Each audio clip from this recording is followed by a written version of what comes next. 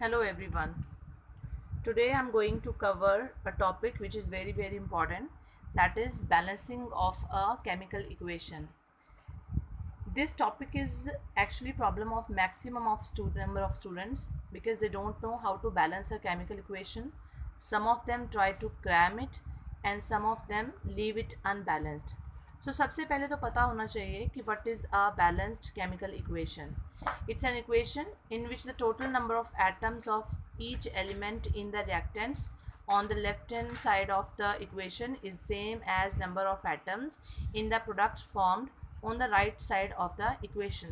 So as we know that कोई भी chemical equation है उसके left hand side पे जो compounds होते हैं या elements होते हैं they are called as the reactants, और जो right hand side पे होते हैं they are called as the product. So balanced equation का मतलब है कि दोनों साइड्स पर नंबर ऑफ एटम्स जो होने चाहिए they will be same. And सबसे पहले क्वेश्चन अराइज होता है कि why we cannot write an unbalanced chemical equation in chemistry. An equation must be balanced in order to comply with the law of conservation of matter, which states that matter is neither created nor destroyed in the course of a chemical reaction. ना तो किसी भी matter को हम बना सकते हैं ना ही उसे डिस्ट्रॉय कर सकते हैं. It always remains conserved. And which law it is? This is law of conservation of matter. So every atom, every element in chemistry tries to obey this law. So an unbalanced equation would imply that atoms have been created or destroyed. अगर कोई भी equation balance नहीं है इसका मतलब या तो नए एटम्स बने हैं और या फिर डिस्ट्रॉय हुए हैं, which is not possible.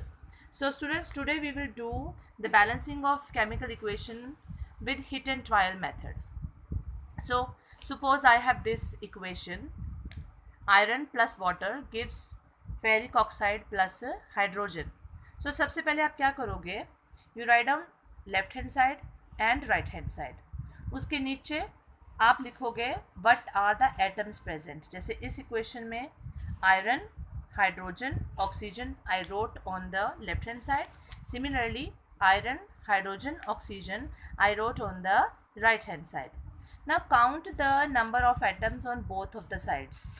So iron इस साइड कितना है? This is 1. Hydrogen is 2. Whatever I have written with the red pen, this is the actual equation, raw equation. So hydrogen कितना है? 2. and oxygen इस side कितना है? 1. This side, right hand side, iron is 2, oxygen is 3 and hydrogen is also 2. Now how to balance it? अब सबसे पहले देखिए, this side iron is 1 and this side iron is 2. Then अब right hand side में 2 iron है, left hand side में 1 iron है. सो इसे 2 बनाने के लिए what you will do? You will multiply this by 2. So left hand side वाले आयरन को 2 के साथ मल्टीप्लाई कर दिया. Now see in both the sides iron are same. Then come for hydrogen. इस side hydrogen is 2, so we multiply this with 3. This side hydrogen is 2, so again we multiply it by 3. so 3 2s are 6, 3 2s are 6. दोनों side hydrogen क्या हो गए? Same. Now just come at oxygen. इस side oxygen is 1 and on right hand side this is 3. So left hand side पे भी 3 बनाने के लिए we will multiply oxygen with 3. So multiply this whole factor with 3. Already we have made oxygen hydrogen 6. So यहाँ पर कितना बन गया? This is now 3 oxygen and here also 3. Iron 2, 2 iron on left hand side, then 6 hydrogen on left hand side and 6 hydrogen on a right hand side. Similarly, many of the chemical equations can be solved. Let me take another example. Now I take another example. Nitrogen plus hydrogen gives ammonia. Now left hand side पे हम लिखेंगे which atoms are present? Nitrogen, hydrogen.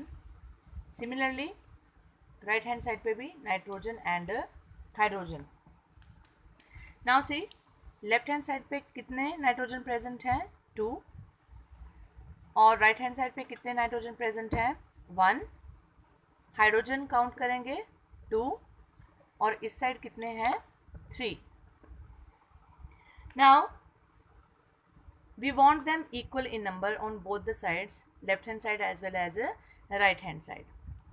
So if we multiply this side and nitrogen is 1, so multiply this side with the 2. So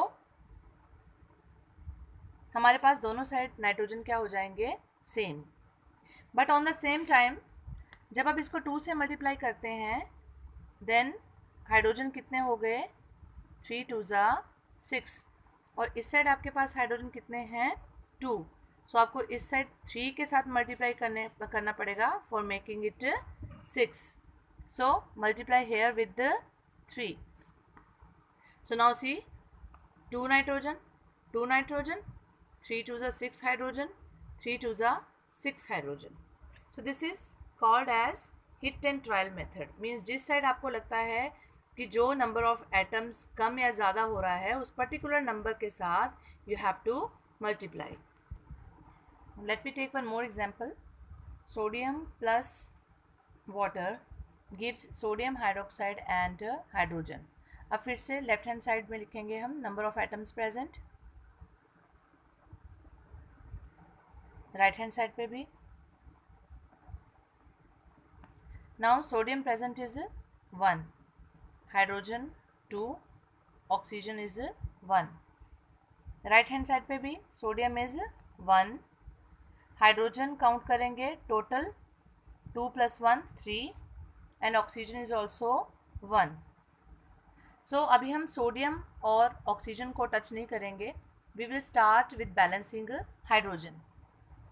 इस side हमारे पास hydrogen कितने हैं 3 और इस साइड कितने हैं 2. सो अगर हम इस इक्वेशन को 2 के साथ मल्टीप्लाई कर दें हमारे पास, जब हमने इस साइड इस इक्वेशन को 2 के साथ मल्टीप्लाई किया हमारे पास बन जाता है सोडियम 2 और हाइड्रोजन. देखिए 2 + 2 कितना हो गया, हाइड्रोजन बिकम्स 4. ऑक्सीजन कितना हो गया आपके पास 2. सो सबसे पहले कम फॉर सोडियम बिकॉज यहाँ पे अकेला आइटम है ये, it's easy to balance. So यहाँ पर सोडियम कितना हो गया हमारे पास 2. Now 2 + 2 4 hydrogen. So if we multiply this water with 2 हमारे पास हाइड्रोजन कितना हो गया 2 2 4 एंड ऑक्सीजन कितना हो गया 1 2 2. So 2 4 2 2 4 2. Hence this equation is balanced. So students, this is the way how to balance a chemical equation. और ये हर एक स्टूडेंट्स को आना चाहिए how to balance it, because unbalanced chemical equations are invalid in chemistry. So hope all of you guys will understand it, will try to understand the concept, and we will come with more videos with to make your concepts easy. Thank you.